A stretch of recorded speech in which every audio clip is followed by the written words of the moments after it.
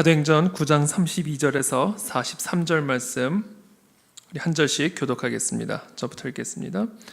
그때 베드로가 사방으로 두루 다니다가 룻다에 사는 성도들에게도 내려갔더니 거기서 애니아라 하는 사람을 만나매 그는 중풍병으로 침상 위에 누운 지 8패라.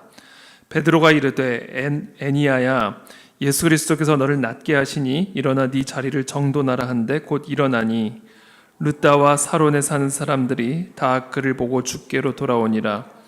요빠에 다비다라 하는 여제자가 있으니 그 이름을 번역하면 도르가라. 선행과 구제하는 일이 심히 많더니 그때에 병들어 죽음에 시체를 씻어 다락에 누이니라. 룻다가 요빠에서 가까운지라. 제자들이 베드로가 거기 있음을 듣고 두 사람을 보내어 지체 말고 와달라고 간청하여 베드로가 일어나 그들과 함께 가서 이르매 그들이 데리고 다락방에 올라가니 모든 과부가 베드로 곁에 서서 울며 도르가가 그들과 함께 있을 때 지은 속옷과 겉옷을 다 내보이거늘 베드로가 사람을 다 내보내고 무릎을 꿇고 기도하고 돌이켜 시체를 향하여 이르되 다비다야 일어나라 하니 그가 눈을 떠 베드로를 보고 일어나 앉는지라. 베드로가 손을 내밀어 일으키고 성도들과 과부들을 불러들여 그가 살아난 것을 보이니 온 요빠 사람이 알고 많은 사람이 주를 믿더라. 베드로가 요빠에 여러 날 있어 시몬이라 하는 무두장이의 집에서 머무니라. 아멘. 여러분, 기도의 능력을 믿으십니까? 네, 정말 이 기도로 돌파하는 우리의 인생이 되기를 축복합니다. 정말 이 기도의 능력을 우리 생생하게 경험을 해서 이 기도의 역사, 이 기도의 열매, 이 기도의 간증이 우리 인생의 스토리가 되기를 예수님 이름으로 축복합니다. 우리가 예수 그리스도께 기도하잖아요. 초자연적인 역사가 일어납니다. 여러분 그걸 기대하십니까? 네. 그래서 저희가 이제 앞으로 금요 철야도 일단 당분간은 한 달에 한 번씩은 매달 마지막 주에 꼭 할 겁니다. 뜨거운 찬양과 뜨거운 말씀과 뜨거운 기도로 정말 밤이 새도록 우리의 삶의 문제를 가지고 주님 옆에 나가 기도할 때 정말 우리의 한계를 뛰어넘는 그런 하나님의 치유의 역사, 돌파의 역사, 능력의 역사가, 공급의 역사가 우리 삶 속에 실제로 일어날 겁니다. 저는 그와 같은 간증의 열매가 이 성전 안에 충만하게 될 것을 믿습니다. 여러분, 예수 그리스도의 이름으로 능치 못할 일이 없습니다. 우리가 전능하신 하나님, 우리 예수 그리스도께 기도하면 초자연적인, 자연 세계를 초월한 초자연적인 역사, 우리의 지혜를 초월하는, 우리의 능력과 한계를 초월하는 하나님의 역사가 일어납니다. 언제요? 기도할 때. 히브리서 11장에 보면 이런 말씀이 있습니다. 믿음으로 모든 세계가 하나님의 말씀으로 지어진 줄을 우리가 아나니 보이는 것은 나타난 것으로 말미암아 된 것이 아니니라. 우리가 하나님의 말씀으로 모든 세계가 창조된 것을 믿잖아요. 이것은 무엇을 의미하냐면 지금 우리가 보고 있는 이 자연 세계는 이 눈에 보이는 이 자연의 세계가 스스로 진화하거나 스스로 만들어낸 것이 아닌 눈에 보이지 않는 초자연적인 세계에 의해서 자연 세계가 만들어졌음을 의미하는 겁니다. 바꿔 말하면 우리가 살아가고 있는 이 자연 세계는 자연 세계를 초월한 초자연적인 세계의 다스림을 받고 있다는 이야기예요.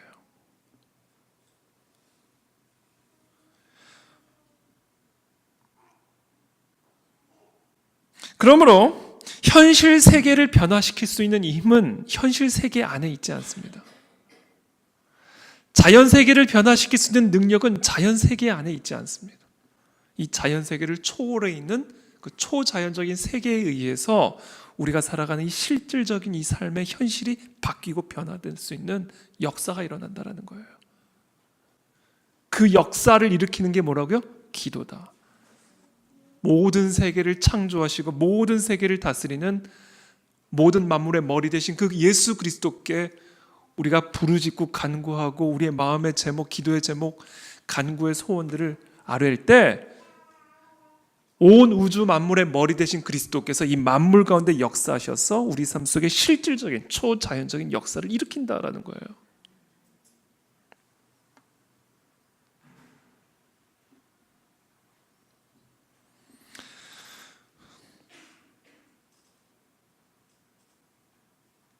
우리는 육신의 한계에 묶여서 살아가고 있죠.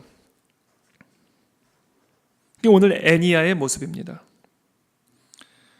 33절에 애니야라 하는 사람을 만남에 그는 중풍병으로 침상 위에 누운 지 8패라 8년이나 중풍병에 걸려서 온 몸이 마비가 되어서 침상 위에 그대로 누워있는 8년씩이나 누워있는 이 애니야라는 한 사람을 베드로가 만나게 됩니다.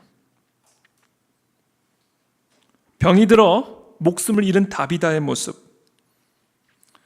시체가 되어버려 다락에 누워있는, 병들어서 죽어 시체가 되어버린 이 육신의 제약 속에서 죽어있는 이 다비다의 모습. 우리는 이처럼 이 애니야와 다비다와 같이 우리가 갖고 있는 이 육신의 한계에 갇혀 있습니다. 우리의 육신적인 그 한계에 우리의 삶이 갇혀 있다란 말이에요. 우리의 지혜의 한계에 갇혀 있다란 말입니다. 그래서 우리의 몸이 굳으면 우리는 침상에 누울 수밖에 없는 존재들이고, 우리의 몸이 병이 들어 죽어버리면 죽은 시체가 될 수밖에 없는, 그처럼 우리는 육신의 한계에 갇혀 살아가는 존재라는 말이에요. 저와 여러분들이 바로 지금 이와 같은 애니야와 같은 다비다와 같은 모습이다라는 겁니다. 기도란 무엇인가? 마치 이 중풍병자 8년씩이나 누워있는 이 애니야를 일으킨 이 초자연적인 이 육신의 한계를 벗어나 있는 예수 그리스도의 이름이 생기를 불어넣어 이 중풍병자를 일으키셨던 것과 같이, 육신의 한계에 갇혀 죽어 시체로 누워있는 이 다비다에게 예수 그리스도의 이름의 권세가 들어가 그 죽은 다비다를 일으켰던 것처럼, 이 육신의 한계에 갇혀 살아가는 우리들에게 초자연적인 그리스도의 이름의 권세가 나타나 우리를 일으키고 우리를 다시 소성케 하는 역사가 일어난다라는 거예요. 언제요? 주님께 기도하고 부르짖을 때.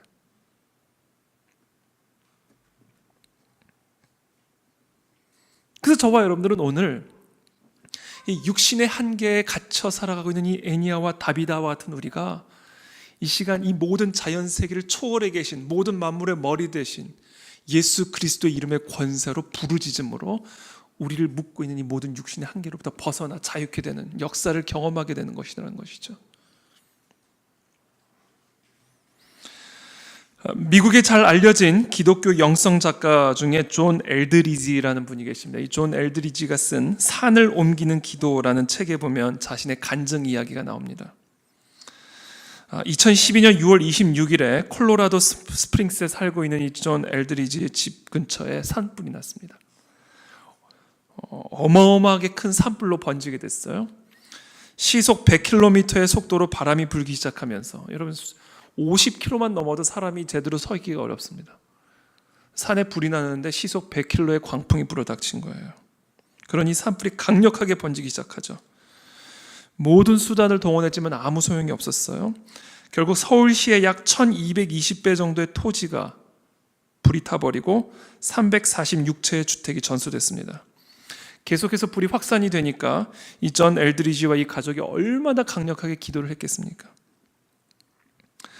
나중에 이야기를 들어보니 이 고참 소방대장과 이 산불 진화에 투입이 됐던 이 소방서들의 이야기를 들어보니 전례가 없는 일에 대해서 이야기를 해주기 시작했습니다. 거대한 화염벽이 여름 가문의 마른 구릉들을 다 집어삼키고, 그리고 이 존 엘드리지가 살던 모든 동네를 삼켰어야만 했습니다. 그것이 아주 자연적인 이 산불의 방향이었어요. 그런데 이 소방대장의 말에 따르면 신비롭게도 불길이 맹렬하게 가옥들 앞까지 닥쳐왔다가도 넘실거리기만 하더니 다시 뒤로 물러나더라는 거예요. 그랬다가 다시 집어삼킬 듯이 산불이 왔다가는 다시 돌아가고 왔다 갔다를 수차례 반복을 하는 모습을 이 소방대장이 목격을 하고는 그와 같은 사실이 존 엘드리지에게 이야기를 해주었습니다. 그러면서 이 사람이 무슨 얘기를 하냐면, 나중에 깨닫게 된 건데, 한 친구가 자신에게 문자를 보낸 것이 정확하게 사흘 전 바로 그 시간이었다고 얘기를 하면서, 그때 이 친구가 문자를 보낸 내용을 이렇게 기록을 하고 있습니다. 당신의 집 위에 있는 천사를 봤어요. 기도하는 가운데. 날개를 펼치고 바람과 불에 맞서 날개짓을 하고 있더군요. 당신은 무사할 거예요. 한창 산불이 막 번져가고 있던 그때에 친구가 이 존 엘드리지에게 보내준 문자 메시지였습니다. 그러면서 이 존 엘드리지는 이 기도의 강력한 권능, 정말 이 초자연적인 하나님의 역사가 어떻게 자연 세계를 다스리고 있는지에 대해서 아주 생생하게 경험한 자신의 간증을 소개를 했습니다. 저는 저와 여러분들이 오늘 이 밤에 기도할 때 정말 이와 같은, 이 존 엘드리지가 경험한 것과 같은 이런 초자연적인 하나님의 능력을 기대하는 마음을 가지고, 그런 믿음을 가지고 오늘 이 밤에 기도하게 되기를 축복합니다. 우리도 모르게 우리에게 주어진 환경에 적응을 하는 경향이 있습니다. 우리나라 사람들 그런 얘기하죠. 팔자다, 팔자. 이건 내 팔자다. 우리도 모르게 우리에게 주어진 환경에 타협하고 포기하는 경향이 있습니다. 그러나 저와 여러분들 오늘 모두 우리의 모든 현실적 상황을 다 하나님 앞에 펼쳐놓고 정말 이 모든 자연 세계를 다스리고 통치하시는 그 예수 그리스도의 이름의 권세를 힘입어 우리의 육신의 한계를 뛰어넘는, 우리의 현실적 제약을 뚫고 들어오실 수 있는 그 하나님의 능력을 오늘 이 시간 우리가 마음을 합하여 기도하게 되기를 축복합니다. 절대로 지금 우리에게 주어진 이 수준에, 이 현실에, 이 상황에 만족하거나 순응하지 않게 되기를 바랍니다. 만약에 그랬다면 애니아는 평생을 중풍병자로 살게 되었을 것이고, 다비다는 그냥 그 수준에서 그냥 그렇게 시체로 인생을 마감했을 겁니다. 저와 여러분들이 이 중풍병자처럼, 그래 중풍병으로 8년씩이나 지냈으니 이제 평생 그냥 이러고 살다 죽자라고 여러분 그렇게 사시겠습니까? 우리의 모든 육신적 제약과 한계를 뛰어넘는 그 살아계신 하나님의 능력, 그것을 우리가 믿고 오늘 이 밤에 간절하게 필사적으로 부르짖는 이 밤이 되기를 원합니다. 기도의 본이 되는 성경의 인물 가운데 한 사람이 엘리야라는 사람입니다. 엘리야. 아합 왕이 다스리던 약 주전 860년경 중동 지역은 3년 반 정도의 가뭄으로 쑥대밭이 되어버렸습니다. 그때 하나님께서 가뭄이 곧 끝날 것을 말씀하시면서 엘리야에게 이렇게 약속하십니다. 많은 날이 지나고 제3년에 여호와의 말씀이 엘리야에게 임하여 이르시되 너는 가서 아합에게 보이라. 내가 비를 지면에 내리리라. 이렇게 약속을 하시죠. 그리고 마침내 하늘이 열리고 비가 내리기 시작합니다. 집중호우가 쏟아졌어요. 황소가 끄는 수레축이 진흙탕에 빠지고 아이들이 밖에 나가지 못할 정도의 많은 비가 내리게 되었습니다. 그러나 이와 같은 하나님의 약속에도 불구하고 이와 같은 일이 일어나기 이전에 엘리야는 아주 간절하게 비를 내려달라고 기도를 해야만 했습니다. 여러분, 하나님은 자연 세계를 다스리는 분이죠. 불의 방향도 컨트롤하실 수 있는 분이고 비를 멈추게도 하실 수 있고 내리게도 하실 수 있는 분이에요. 제가 얼마 전에 미세먼지 때문에 제가 너무 스트레스를 받아가지고 막 좀 스트레스가 되는 거예요. 우리도 언제까지 이 좋은 봄날에 우리는 언제까지 미세먼지를 맡아야 되나.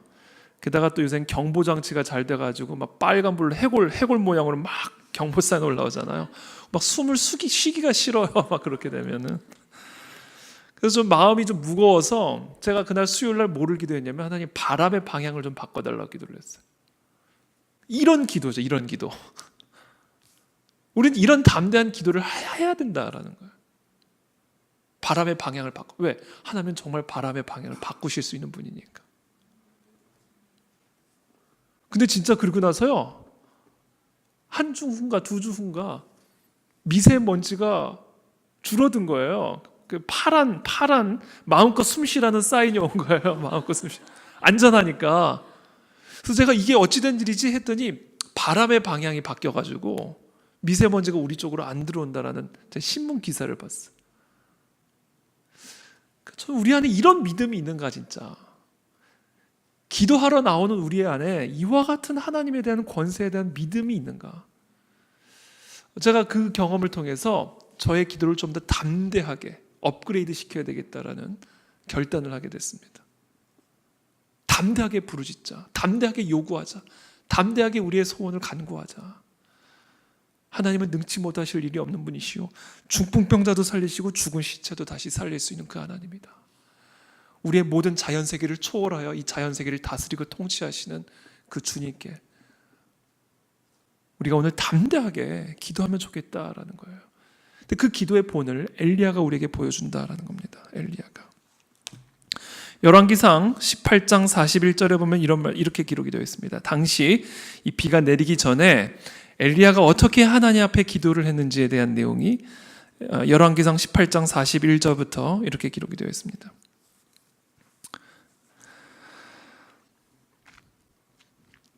42절에 엘리야가 갈멜산 꼭대기로 올라가서 땅에 꿇어 엎드려 그의 얼굴을 무릎 사이에 넣고 그의 사환에게 이르되 올라가 바다 쪽을 바라보라.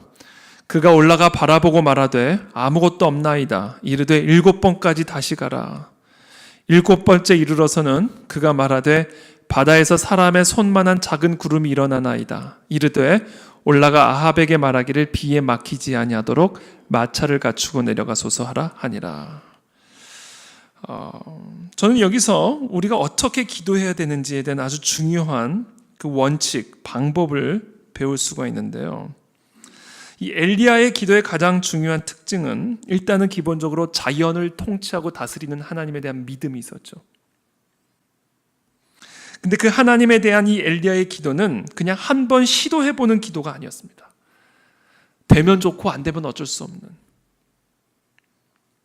그런 한 번쯤 그냥 시도해보는 형식적인 짧은 기도가 아니었습니다. 필사적인 기도였다는 거죠. 정말 비를 내리실 수 있는 하나님에 대한 믿음을 가지고 이 가뭄에 하나님이 자연세계를 다스리는 하나님께서 이 자연세계를 뚫고 하나님의 역사를 간절하게 원하는 아주 필사적인 기도였다라는 거예요. 형식적이고 짧은 기도가 아니었다. 끝을 보겠다라는 기도였어요. 끝을 보겠다. 나 이 기도로 끝을 보겠다라는 기도였어요. 반드시 하나님의 역사를 경험하고 말겠다는 아주 집념의 기도였다라는 거예요. 그래서 오늘 이 기록에 나와 있는 것처럼 땅에 무릎을 꿇고 엎드려서 그의 얼굴을 무릎 사이에 넣고 기도를 하기 시작합니다. 이 자세, 이 태도를 통해서 우리는 확인을 할 수가 있죠. 엘리야가 얼마나 간절하고 필사적으로 자연세계를 다스리고 통치하시는 하나님께 기도하고 있는지.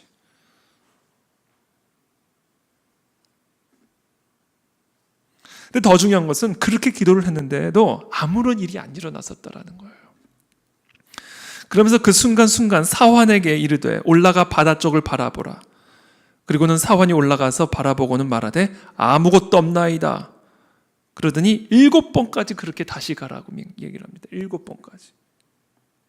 그러니까 지금 7번까지 아무 일도 일어나지 않았음에도 불구하고 엘리야는 아랑곳하지 않고 필사적으로 자연을 다스리는 하나님에 대한 확실한 믿음을 가지고 끝을 보겠다는 집념으로 얼굴을 무릎 사이에 넣고 땅에 엎드려 기도하고 있는 모습이죠. 일반 사람들 같은 경우는 대부분의 사람들은 한 4번째쯤에 상담하러 갑니다. 하나님은 왜 우리의 기도를 안 응답하실까? 상담을 하러 가죠. 한 4-5번째쯤에. 침묵하시는 하나님을 운운하죠.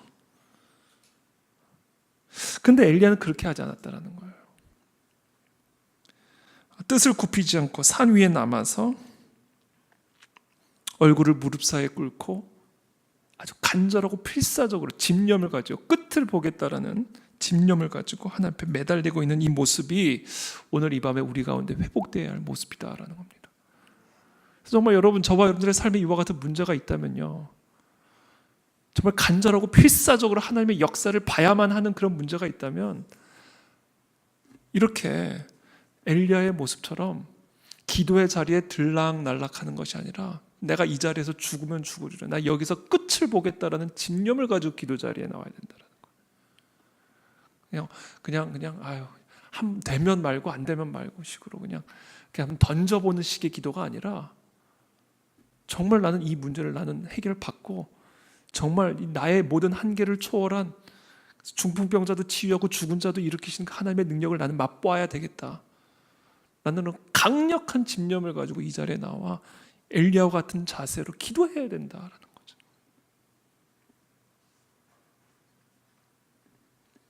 저는 특별히 여기서 배운 아주 중요한 것이 상황을 확인을 하면서 기도했다라는 사실이에요. 기도할 때마다 어떤 변화가 일어나고 있는지에 대한 상황, 주변 상황, 변화를 확인해 가면서 기도했다는 사실이 아주 중요합니다. 저도 지금 기도의 제목 리스트를 딱 적어놓고 아주 필사적으로 기도하고 있는 부분들이 있습니다. 새벽마다, 밤마다, 오늘도 기도할 건데 이 엘리야처럼 좀 필사적으로 기도하고 있는 부분들이 있는데 기도하면서 상황 파악을 계속하고 있어요. 근데 손바닥이 보여요. 손바닥만한 구름들이 나온다는 거예요, 지금. 그러니까 우리가 이렇게 필사적으로 기도하는데 그냥 얼굴을 땅에 묻고만 계속 기도하는 게 아니라 기도한 다음에는 확인을 해야 되는 거예요. 지금 어떤 변화들이 일어나고 있는가. 지금 이 기도의 역사가, 이 기도의 수준이, 성숙도가 어느 수준으로까지 지금 오고 있는지를 상황 파악을 해가면서 지금 하나님이 내 기도에 어떤 반응들을 보이고 있는지를 확인을 하면서 기도하고 있었다라는 거예요.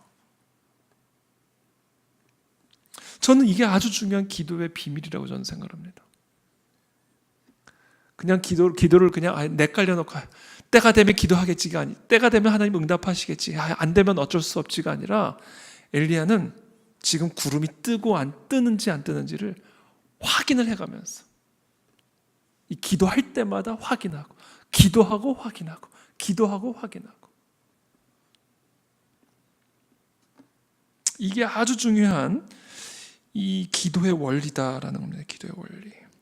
그래야 이 기도가 더 깊어지고 더 강력해지고 더 구체적으로, 왜? 상황이 변화돼감에 따라 하나님과 호흡을 같이 맞춰가면서 기도하는 거죠. 이게 아주 중요합니다.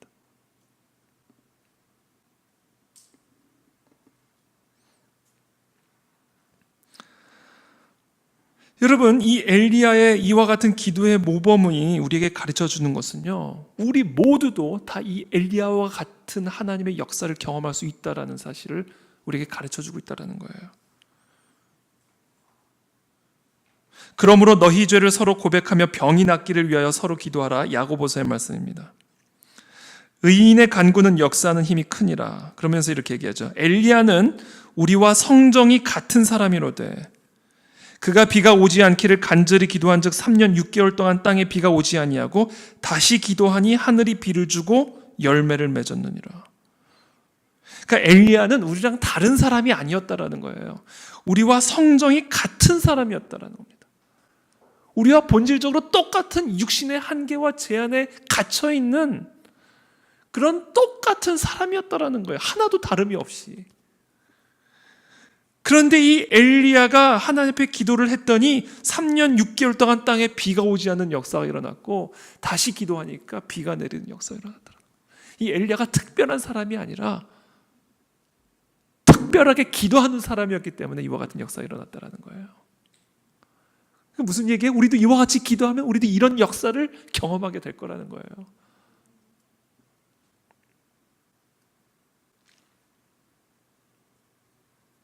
저는 이 시간 축복합니다. 저와 여러분들을 가두고 있는 육신의 한계, 육신의 문제, 그것은 다양한 형태의 문제를 가질 수 있죠. 그것이 재정의 문제일 수도 있고요, 관계의 문제일 수도 있고, 건강의 문제일 수도 있고, 우리 모두는 오늘 이 애니야와 다비다와 같이 그와 같은 한계에 갇혀 살아갈 수밖에 없는 존재들입니다. 그러므로 저와 여러분들이 오늘 이 밤에 해야 될 것은 그 한계를 초월해 계신 예수 그리스도의 이름을 힘입어 기도하고 부르짖어야 된다는 거예요. 그래서 그 예수 그리스도의 이름으로부터 나오는 그 권세로부터 나오는 그 생기와 권능이 중풍병자를 일으키시고 죽은 시체를 살리셨던 것과 같은 우리의 육신의 한계를 뚫고 들어오는 그 그리스도의 권능을 우리가 맛보아 알아야 된다는 겁니다. 그 같은 역사가 누구에게 일어난다? 특별한 엘리야 같은 사람에게 일어나는 것이 아니라 엘리야처럼 특별하게 기도하는 사람에게 그와 같은 특별한 역사들이 일어난다는 겁니다. 그러므로 저는 오늘 시간 여러분을 축복합니다. 저와 여러분을 축복합니다. 지금 우리의 상황에 주저앉아 있지 말고, 지금 우리가 처한 상황에 눌려 있지 말고 예수 그리스도의 이름을 힘입어 부르짖으십시오. 간절하게 필사적으로 기도하십시오. 주님의 초자연적인 역사를 기대하면서 부르짖으십시오. 돌파를 위해 기도하십시오. 돌파, 뚫고 나가는 거죠. 현실을 돌파하는, 한계를 돌파하는 그와 같은 필사적인 기도가 오늘 이 밤에 우리 가운데서 터져나오게 되기를 축복합니다. 예수 그리스도의 이름으로 그와 같은 역사가 일어날 것을 저는 믿습니다.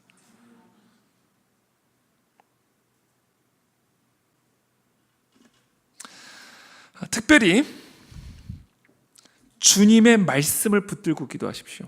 우리가 이 엘리야와 같이 필사적으로 기도하는데 특별히 저와 여러분들이 무엇을 가지고 기도를 해야 되냐면 이 하나님의 약속의 말씀을 붙들고 기도할 때 그 기도에 강력한 힘이 들어갑니다. 오늘 이 베드로는 이 애니야와 다비다를 치유하고 살릴 때 예수님이 했던 그대로를 했어요. 지금 베드로가 애니야, 중풍병자 애니야를 치유하는 장면은 마치 예수님께서 가버나움에 살았던 중풍병자를 일으키시는 장면을 연상시킵니다. 마가복음 2장 11절에 가버나움에 살던 이 중풍병자를 똑같이 치유하시죠. 예수님은 그에게 얘기했어요. 일어나 네 상을 가지고 집으로 가라. 베드로는 그 예수님이 하셨던 똑같은 그 말로 똑같이 이 중풍병자를 향하여 명령하고 있습니다. 다비다를 다시 살린 것도 마찬가지예요. 예수님께서 야이로의 딸을 다시 살리신 그 장면을 회상케 합니다. 사람들이 그 방 안에서 시끄럽게 울었기 때문에 베드로도 예수님이 하셨던 것과 똑같이 사람들을 다 밖으로 내보내시고는 이 죽은 야이로의 딸을 일으키시죠. 베드로가 그와 똑같이 다비다야 일어나라 이렇게 이야기를 하십니다. 예수 그리스도의 이름의 권세는 예수 그리스도의 말씀에 의지하여 기도할 때 나타나는 것을 여러분 믿으시기를 축복합니다. 그러므로 우리의 이 약속의 말씀, 특별히 예수님의 말씀, 그 말씀을 가지고 기도하십시오. 우리 예린이가 아토피가 심할 때, 어렸을 때, 서너 살 때쯤이었나? 하여튼 아토피가 심했을 때, 피를 온몸에 피를 흘리면서 막 긁으면서도 계속 긁으니까 아내랑 제가 붙들고 이제 매일 밤마다 기도를 하는 거죠. 긁지 못하게. 근데 밤이 되면 온몸을 긁어가지고 이불이 다 이제 피에 다 물이 들 만큼 아주 엄청나게 고생을 했습니다. 이제 아내와 제가 이제 너무 답답한 거예요. 이걸 언제까지 이렇게 되나? 언제까지? 그러면서 제가 어떻게 해야 되겠다라는 믿음이 생겼었냐면 예수님이 병자들을 치유하실 때 하셨던 그 말씀을 내가 그대로 예린이의 피부를 향하여 외쳐야 되겠다. 그런 믿음이 생기더라고요. 그래서 예수님이 중풍병자에게 하셨던 말씀, 혈루병자에게 말씀하셨던 그 말씀, 소경에게 하셨던 그 말씀을 그대로 예수 그리스도의 이름으로 명하노니 그대로 그 말씀을 우리 예린이의 피부를 향하여 외치기 시작했어요.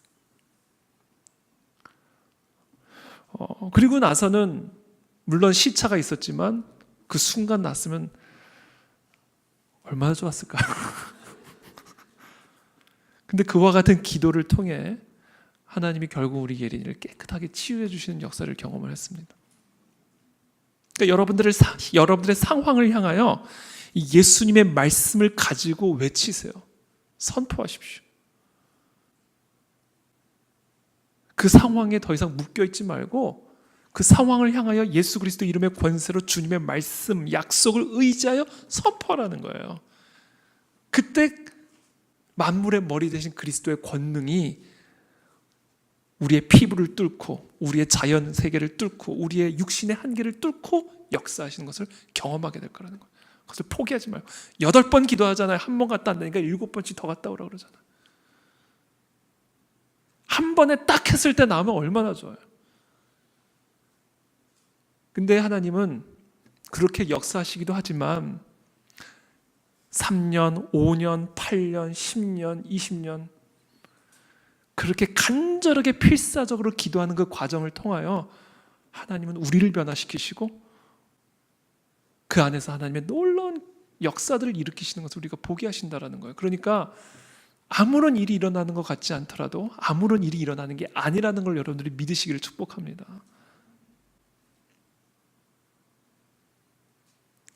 그래서 오늘 우리는 이 예수 그리스도의 말씀에 의지하여 예수 그리스도께서 하셨던 것처럼 베드로가 예수님이 하셨던 그대로 주님의 말씀을 그대로 이 중풍병자를 향하여 시체를 향하여 말하는 것처럼 우리는 이 주님의 약속의 말씀 그것을 의지하여 예수 그리스도의 이름으로 기도할 때 이와 같은 기적의 역사를 경험하게 될 거라는 거예요. 여러분들이 육신의 질병도 마찬가지입니다. 여러분 육신의 질병도 마찬가지예요. 아까 우리 예린이 아토피 얘기했지만 육신의 질병을 하나님이 못 고치실 리가 없죠. 마지막으로 하나만 더 언급하고 싶은 부분은 제가 지난 주일에 말씀드렸던 거의 반복입니다. 우리의 평소의 입술의 습관, 언어의 습관을 관리하게 되기를 축복합니다. 죽고 사는 것이 혀의 권세에 달렸다 이렇게 되어 있습니다. 죽고 사는 게 혀의 권세에 달려있다라는 거예요. 불평과 악평과 험담을 했던 이스라엘 백성들은 다 광야에 묻혀버렸습니다. 왜냐하면 그 불평은 모세에 대한 불평이 아니요 광야에 대한 불평이 아니요 광야로 인도하신 하나님에 대한 불평이었기 때문에 그 입으로 하나님께 기도할 때 그 하나님이 응답을 하실 수가 있겠냐고요. 그러니까 그 불평이 자신의 기도를 스스로 소멸시켜버리는 말이 되어버리는 거예요. 그 악평이, 그 험담이 살아계신 하나님을 부정하는 말이 되어버리는 거예요. 그러니까 그 입술로 하나님께 기도한들 그 기도의 능력이 나타나겠냐고. 그러니까 정말 우리의 기도에 하나님의 강력한 권능이 나타나는 기도가 되려면요, 이 세 가지 말, 불평, 악평, 험담은 입 밖에도 나오면 안 되는 말이다라는 거예요. 이것은 기도의 능력을 소멸시키는 말입니다. 기도의 불을 다 소멸시키는 말이에요. 그래서 어떻게 보면 우리의 모든 말이 주님을 향한 기도가 되어야 됩니다. 우리의 모든 언어가. 왜냐하면 주님은 우리의 모든 말을 항상 듣고 계시기 때문에 그래요. 그래서 우리의 모든 말이 주님께서 받기에 합당한 기도의 말이 되어야 된다. 사람들과의 대화 또는 혼잣말, 우리의 모든 말이 주님께서 연락하실 수 있는 말이 되어야 됩니다. 그와 같은 언어의 습관을 통해 기도의 권능이 나타날 수가 있는 거예요. 여기 교회 오기 전까지 계속 불평, 악평, 험담하다가 여기 와서 주여 삼창한다고 그게 바뀌는 게 아니라는 거예요. 그래서 시편에 다윗이 이렇게 고백하죠. 나의 반석이시요 나의 구속자이신 여호와여, 내 입의 말과 마음의 묵상이 주님 앞에 연락되기를 원하나이다. 내 입의 말, 그리고 그 말을 만들어낸 내 마음의 묵상이 언제나 하나님께서 연락하실 수 있는 그 묵상과 말이 되기를 내가 원하나이다.